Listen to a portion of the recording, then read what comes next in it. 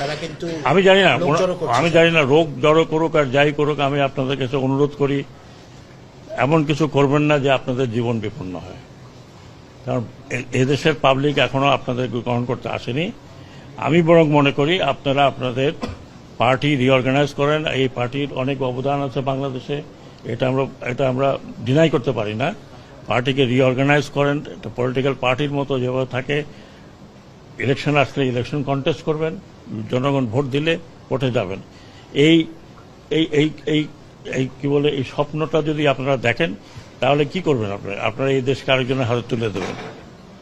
Sir একটু তাহলে কি আপনারা বা আপনাদের পূর্বপুরুষরা, আমাদের পূর্বপুরুষরা, আমরা এখানে অত সিনিয়র কেউ নেই।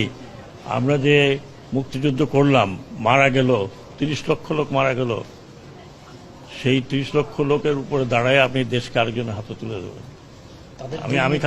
আমি খালি অনুরোধ করি যে আর যা করেন এটা করবেন না। এবং আর কিছু বলতে চাই না, এদেশের লোক এত তাড়াতাড়ি ভুলে নাই। সময় দেন, হয়তো ভুলে যাবে, কিন্তু এত তাড়াতাড়ি ভুলে নাই। কারণ যাকে ধরছিলেন নেতা, সেই নেতারা এখন পালিয়ে বেড়াচ্ছে। যাকে ধরছে সেই নেতাকে আমরা বাঁচাতে পারছি না। অনেক নেতাকে অনেকে বাঁচিয়েছে, আমরা জানি কে কোথায় আছে। কিন্তু ওটা না করে আপনারা বরং পার্টিকে, এটা অনেক বড় পার্টি এবং I have lot of respect for Awami League. এটা যেটা বললাম যে এটা এই দেশের প্রধান পার্টি একরকম।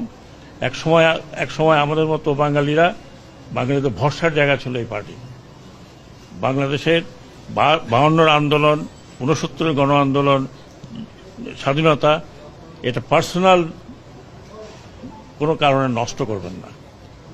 এটা জাতীয় সম্পদ। আপনারা আসুন, যারা রেগুলার করতে চান। এখানে মারামারি কোনো লাভ নেই। আরও কিছু লোকের মৃত্যু আমরা চাই না। অলরেডি 400 থেকে 500, তারও বেশি মারা গেছে উভয় পক্ষে।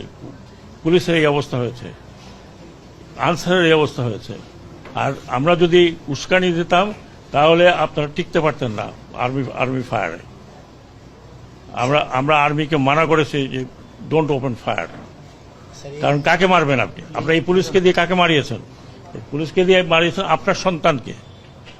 আপনার সন্তান না হয়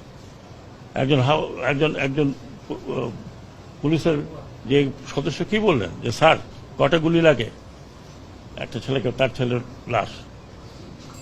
এটা করবেন না, অনুরোধ করছি। প্ররোচনায় আসেন না, ব্যক্তিগত স্বার্থে আপনারা এত বড় একটা দলকে নষ্ট করেন না। এটা আমাদের প্রাইড ছিল, বঙ্গবন্ধুর স্বপ্ন ছিল। নষ্ট করবেন না, এটা আপনার নষ্ট করার কোনো অধিকার নাই। এটা বাংলাদেশের সম্পত্তি।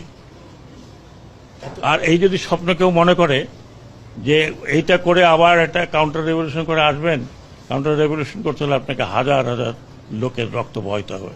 যদি আপনারা সেই দায়িত্ব নিতে চান তাহলে নেন, আমার কিছু করার নেই। ভাই আমি ওই জেনারেশনে, যে জেনারেশন পাস হয়ে যাচ্ছে, কিন্তু এই ইয়াং জেনারেশনকে আরেকটি কথা বলি, যারা বলছেন আপনি কথাটা উঠিয়েছেন, ওঠানো উচিত হয়নি। আমাদের যে ইয়াঙ্গার জেনারেশন, এরা করেছে, কোনো পলিটিক্যাল পার্টি করে নাই। They have given their life, যেটা আপনারা কোনোদিন দিতে পারতেন না। বুকে দাঁড়িয়ে আছে পুলিশের গুলি খাওয়ার জন্য, তাদের মুখে কোনো দুঃখ নাই, দে অল স্মাইলিং। এরা যতদিন আছে, আমাদের কথা বাদ দেন, আমরা দৌড় দেবো। এরা যতদিন আছে এরা দৌড়াবে না। They will face you. So please, আমি অনুরোধ করছি, একজন সিনিয়র সিটিজেন হিসাবে, আমি জানি political people don't like me, but আমি একজন সিনিয়র সিটিজেন হিসাবে বলছি যে দয়া করে দেশটাকে স্বাধীন রাখেন। স্যার একটা ভিন্ন বিষয়ে বলবো যে কালকে একটা ঐতিহাসিক ডিসিশন নিয়েছেন, পুলিশের লোগো আর ড্রেস চেঞ্জ হবে।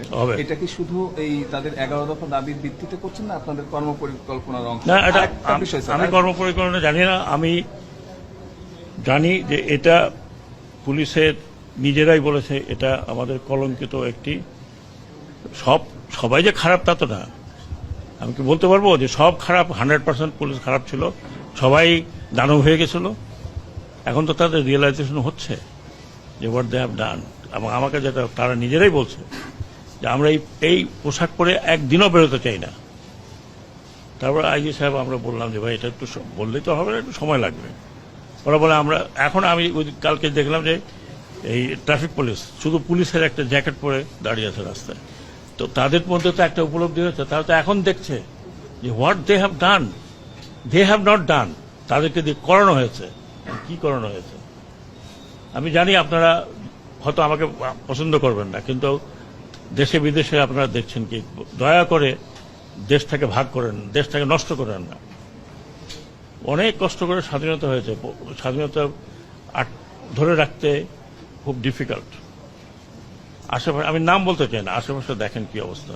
স্যার, এই পরিস্থিতির জন্য 11 দফার ভিতরে একটা অন্যতম দফা ছিল তাদের সিনিয়রদের বিচার। এই বিষয়টা আপনাদের না, সেটা আমরা পরে, হ্যাঁ।